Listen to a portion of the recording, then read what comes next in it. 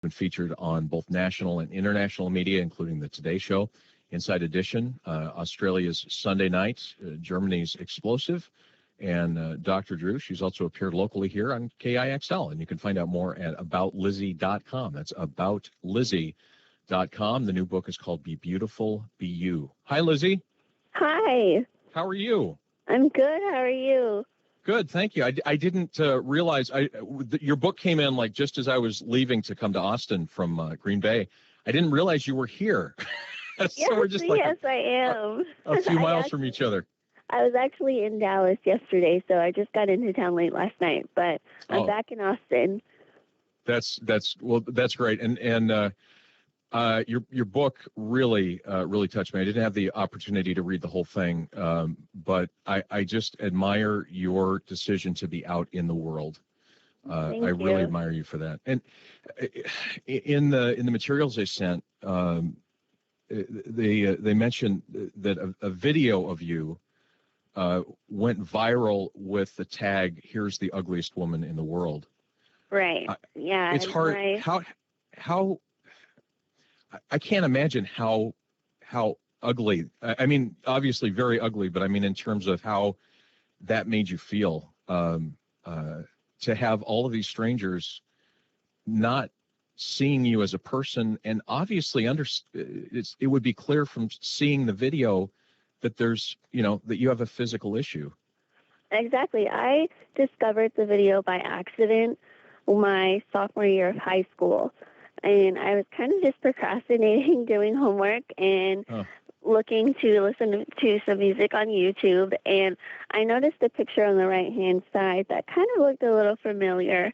So I clicked on it, not expecting really anything. And when I clicked on it, it was a video of myself from a TV show I was on when I was 11 years old. And the title of the video was The World's Ugliest Woman.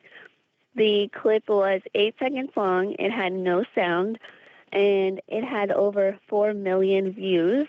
Oh. I continued to scroll down, and I saw that there were thousands and thousands and thousands of hate comments. And I still to this day don't really know why I did this, but I read every single comment, and every single one was negative. Out of all those thousands of comments, not one was positive. Not one supported me. Not one said, hey, this is a kid that you're making fun of. And so it was awful. And, of course, when I discovered it, I cried my eyes out. And I literally felt like somebody was reaching through the computer and punching me every time I read a comment. And my tears kind of turned into anger. And I started thinking, I can easily just hit this keyboard and comment back to each one of these people and make them feel as low as they were making me feel, or I can do something different. Because if I did that, I was only sinking down to their level and nothing was going to be accomplished. I'd just be hiding behind my computers like these people were doing. So I decided to kind of just leave it alone, and I didn't know what I was going to do, but I decided right then and there that I wasn't going to let this video or these people define who I was as a person. So I kind of just let it go and eventually decided that I was going to fight back with my accomplishments. So I set four goals for myself, which was motivational speaking, publish a book, graduate college, and have a family and career of my own. And again, I did this right before I started college, so I had no idea that I was going to actually, when I was going to be able to do these things or how I was going to be able to do them. I just knew I wanted to do it. And I think I was about 18 when I did this. And by the age of 23, I'm on my 6th year of professional motivational speaking. Wow. I've published my first and recently my second book, and I'll be graduating college in December. So 3 out of 4 accomplished. You're on your way. Isn't too shabby. No. You've actually accomplished more in those few years than a lot of people accomplish in their lifetime. I mean, in terms of really going after your dreams and your goals and attaining them. That's really wonderful. Thank you. As a parent, that was the first reaction I had. Just as a parent, just the outrage. Your parents just really, really outraged on your behalf. And also, I mean, having obviously been there for you during your life, which I imagine cannot be easy, to see these people using your appearance as entertainment. It's just mind-boggling to me. Yeah, that was one of the biggest things. I had to kind of decide how I was going to handle it as soon as I saw the video, because my first thought was, I don't want my parents to be upset. I decided to put myself, kind of out in the public to share my story at a very young age. And when I came to that decision, my parents and I both sat down and we said, we can do this and it's going to be good, but with the good comes the bad.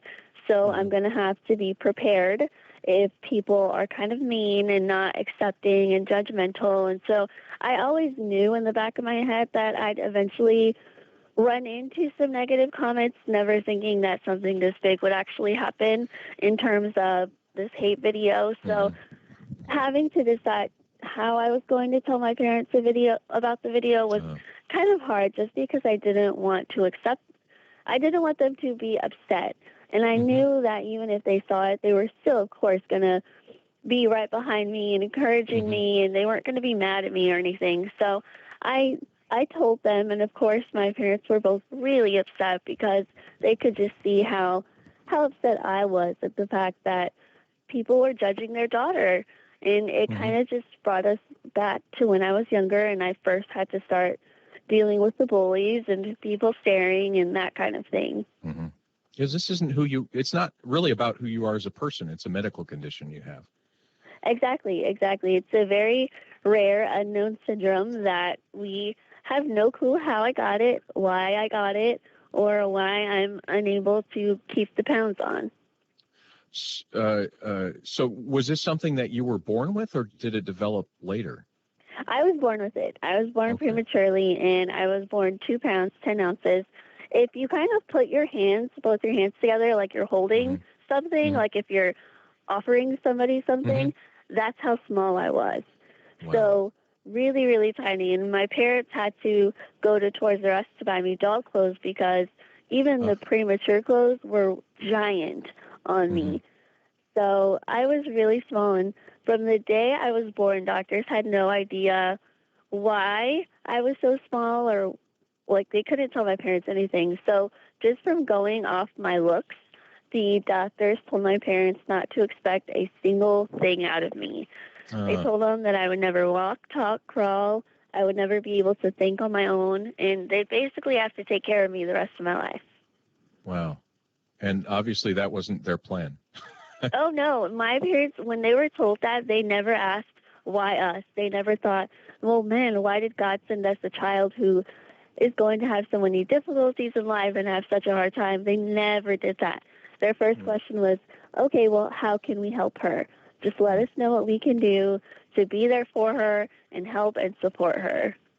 Lizzie, do you ever ask that question? Lord, why did you let this happen? Because obviously it wasn't anything you did. It wasn't anything your parents did. It's just something that happened.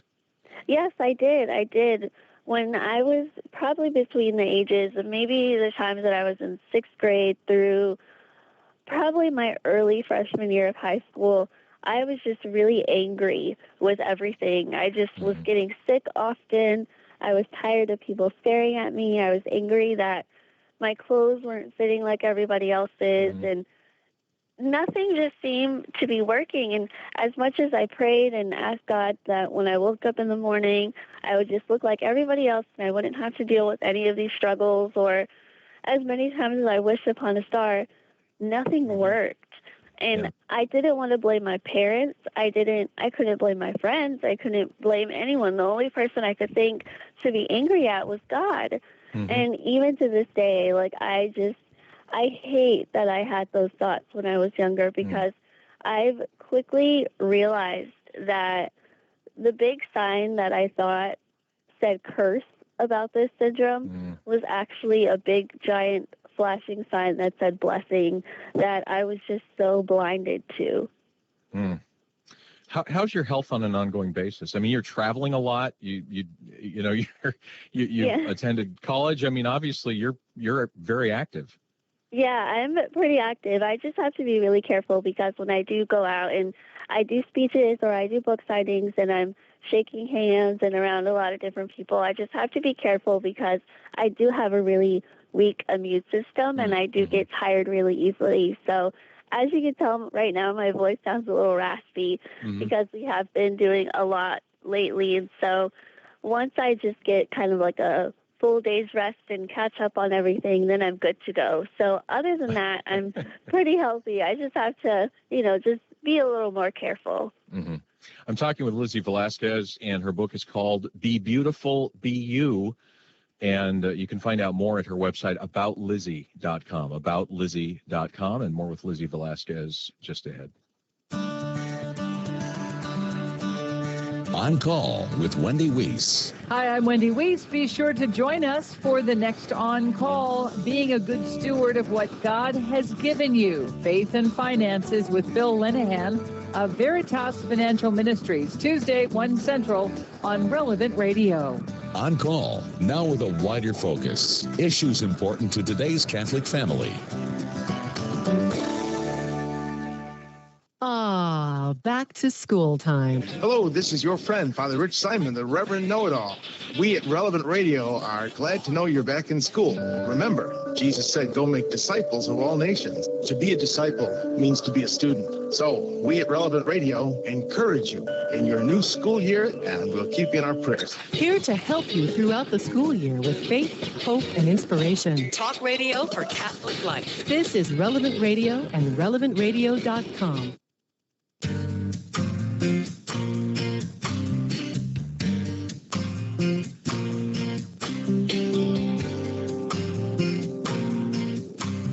You're listening to Morning Air. I'm Sean Herriott, and broadcasting live from Austin, Texas, KIXL studios this morning at our Relevant Radio station. Very glad to be here, and just really enjoyed it. Austin is a very nice place to be, and I've very much enjoyed it, as well as enjoying time with my family. Lizzie Velasquez is with me, author of the new book, Be Beautiful, Be You. Lizzie is one of only 3 people in the world with a medical syndrome so rare it doesn't actually have a name. It doesn't allow her to gain weight or create muscle. She's been featured nationally and internationally. And again, her book is called Be Beautiful, Be You. And you can find out more at aboutlizzie.com. That's aboutlizzie.com. And Lizzie, I'm curious about the kind of response you get when you do motivational speaking. I would think you probably talk to a lot of young people. And, the culture we live in now is so obsessed with appearance that you hear about 16-year-olds getting, unnecessary plastic surgery for their birthdays. Right. That kind of pressure is just enormous. What do you say to them? Well, the reaction, it's really interesting to see the reaction that I get from when I first walk out on stage, because they don't really know how to react to me. They're not really sure of, why is she so small? Why does she look like that? What is she going to talk to us about? And throughout my speech, I not only tell my story, but I explain to them that you don't have to look like the supermodels on the magazines. You don't have to be, up to the standards that they're setting, because sometimes they're just so unrealistic. I make sure to explain to them that they have to be the person they are because God made them the way they are for a reason. And even if they don't see it at the time, it's somehow going to develop, and they're somehow going to learn that they're beautiful just the way they are. So once I kind of, of course I go more into detail about that and how they can do that. And so by the time I'm done, it is unbelievable and so heartwarming to see the smiles on their faces, especially when I talk to them after my speeches and they came up to me and they're so happy and so excited and already so proud of who they are and always thought that they had to be this perfect person, and they're excited to start their journey on learning how to accept themselves. Lizzie, you mentioned before the break that you went through a period where you were asking why, and understandably so, and went from a point where you saw this condition as a blessing rather than a curse. What turned things around for you? Well, it was definitely not like I woke up one morning and I thought, you know what, I'm turning everything around. This is going to be so great. It was definitely not like that. It was more of kind of like a process, I guess you could say, that kind of just slowly started because, of course, every day something would come up where I started doubting myself, or I was getting angry again, or I just didn't want to deal with the stares. And so it was kind of a constant thing that I myself had to work on, and I had to be that reminder to myself of, remember, Lizzie, you are who you are for a reason. You have to keep going. You have to keep going, because I again realized that I could either make the best of the situation, or I could just stay in my room and feel sorry for myself and do nothing. Mm-hmm. Well, even though I do have this syndrome, I have vision. I can see. I may only be able to see out of one eye, but that's still something. Mm-hmm. I am bright. I like to be around people. I like to do all these things that God has given me, and I need to utilize that. I need to be grateful that I still have all these other blessings despite having this syndrome, which I now do see as a blessing. So once I kind of decided that, things just kind of started falling into place, and I could feel God just working through me, and I just was happy. Everything in my life just seemed happy. I wasn't stressed anymore. I was proud to be who I was. I was excited to go out places. It was just the change that started happening as soon as I just put everything in God's hands was amazing. Now, in the book, you talk about your condition. Tell us a little bit about the book, maybe how you came to write it, but also what you're hoping to say in it. Well, Be Beautiful, Be You is more of an advice book, I guess you could say. My first book, I told these are my stories. These are the struggles I had to go through. These is what happened on my good days and the bad days. And for Be Beautiful, Be You, I wanted to write, this is how I got through my struggles, and this is how you can get through yours as well. Because I know people don't have my syndrome, but on some level, we can kind of relate through the issues that we've had. So I decided to focus each chapter through this book on something different. For example, one chapter is self-esteem, and I give you tools on how I personally learned to accept myself and how you can do it as well. Another one focuses on finding your purpose and how I accidentally came upon realizing that I wanted to be a motivational speaker and the steps that you can do to find your purpose. Another one is learning how to forgive and move on. And so at the end of each chapter, there's kind of a set of questions that let you reflect on your own life. So you're also able to write in the book, and you can have that to look at and remind yourself. So I just really wanted to use Be Beautiful, Be You as a tool to help others. Mm-hmm. And for people who really are struggling with those unrealistic, images we have in the media, and I think too, just the lack of empathy. Your story in terms of the video, which again, as a parent, just I told Pat during the break, I would want to go hunt down every one of those people. Oh yeah, I'm sure my parents wanted to do the same thing. It's just that's just heartbreaking. But there's also, it seems like, just a real lack of empathy. That as YouTube, one of the aspects of YouTube seems to be looking at someone else's problems or misery or mental illness. I think very often as sport. And I think it spills over into the real world too. Oh yeah, definitely. And the way that I noticed that, especially on YouTube, was when some of the comments were like, oh, I don't know how I stumbled upon the weird side of YouTube. And this was when all the related videos were related to people who had disabilities, people who did look not the norm of your ideal person, and people were just bashing them. And I feel like people have more to say when they're hiding behind a computer rather than when they're in person. And Yes. luckily, I never had to deal with any physical bullying or anybody like trying to hurt me or anything like that. But I have seen where others are doing the name calling and making people feel kind of less than who they are just because of how they look. And because they don't look like the famous people on TV or the supermodels walking down the runway. And it just blows my mind how just because you don't have that ideal image doesn't make you less of a person. What makes you beautiful, what makes you attractive, what makes you shine is your personality, is the person that you are inside, because looks change throughout so many years. Your looks change, but your personality is what stays and continues to blossom. So that's why I'm kind of really appreciative of the fact that I don't have that ideal look, because since I don't have that, it causes people to get to know me personally first instead of just judging me by my looks, which is what I want. So it kind of works in my favor, I guess.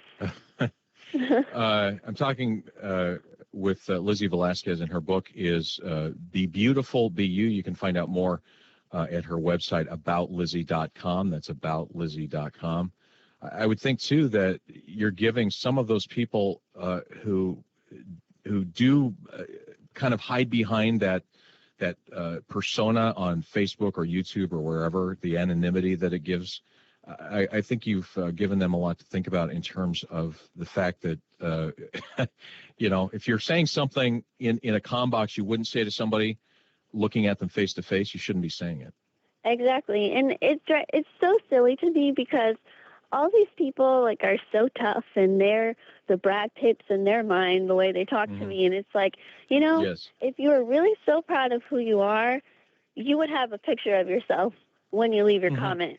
But none of them do, or none of them put their name. And so they're all just kind of anonymous and people who will never see it. And I get a lot of hate emails when I do delete the mean comments, and they get really mad at me. And I'm thinking, I've obviously read your comment if I deleted it, and that was your goal.